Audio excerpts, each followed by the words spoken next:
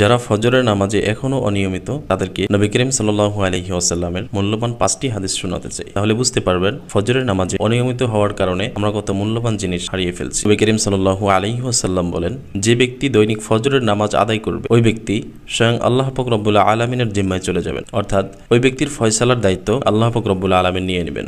যেই ব্যক্তি দৈনিক ফজরের নামাজ আদায় করবে ফেরেশতাগণ আল্লাহ পাক রব্বুল আলামিনের দরবারে ওই ব্যক্তিকে ভালো মানুষ হিসেবে সাক্ষী দিবেন। যেই ব্যক্তি ফজরের নামাজ জামাতের সাথে আদায় করে আল্লাহ পাক রব্বুল আলামিন ওই ব্যক্তির আমল নামায় সারা রাত দাঁড়িয়ে থেকে নামাজ পড়ার সওয়াব দান করেন। যেই ব্যক্তি দৈনিক ফজরের নামাজ আদায় করবে ওই ব্যক্তি কখনোই জাহান্নামে প্রবেশ করবে না। সবশেষে সবচেয়ে মূল্যবান হাদিসটি আমরা শুনবো। নবী করিম সাল্লাল্লাহু আলাইহি ওয়াসাল্লাম বলেন, যেই ব্যক্তি দৈনিক ফজরের নামাজ জামাতের সাথে আদায় করবে ওই ব্যক্তি জান্নাতের সবচেয়ে বড় নিয়ামত ভোগ করবে, অর্থাৎ ওই ব্যক্তি আল্লাহ পাক রব্বুল আলামিনের দিদার লাভ করবে। প্রিয় ভাই, অল্প একটু অলসতার কারণে আমরা এত নিয়ামত হারিয়ে ফেলছি, তাই এখন থেকে